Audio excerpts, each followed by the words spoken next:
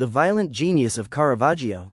YouTube podcast narration, cinematic short documentary. In the streets of Rome, at the turn of the 17th century, art and violence lived side by side. Candles flickered in dark alleyways. Steel flashed in sudden fights.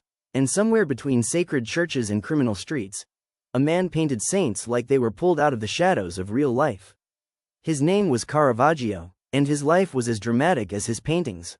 Today, Caravaggio is remembered as one of the greatest painters in history. A master of light and darkness, a revolutionary who changed how the world saw religious art, but in his own time, he was also known for something else. Fighting, arguing, drinking, running from the law, because Caravaggio did not live like a traditional artist.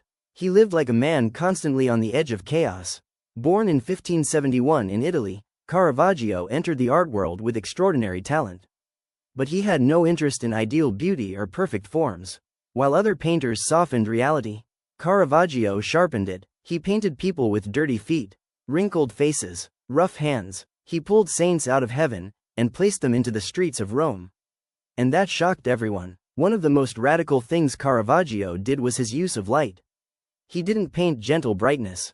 He painted violent contrast, light that cuts through darkness like truth cutting through illusion. This style would later be called chiaroscuro, but to viewers at the time, it felt unsettling. Because his paintings didn't feel like visions of heaven. They felt like moments caught in a real, living world. But Caravaggio's art was only half of his story. The other half was chaos.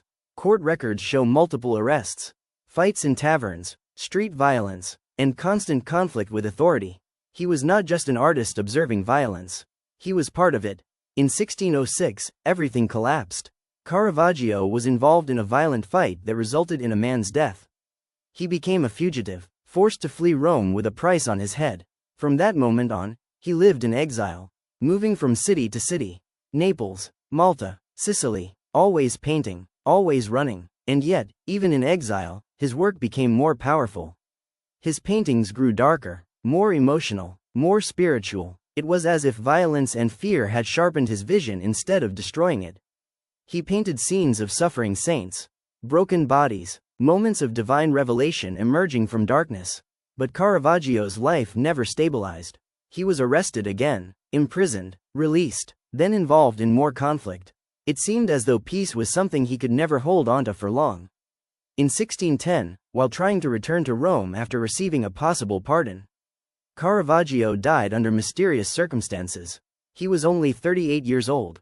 No one knows exactly how he died: illness, exhaustion, or something more violent, but what remains certain is this: he never stopped painting, even at the edge of collapse. And this is what makes Caravaggio unforgettable. He did not separate life from art.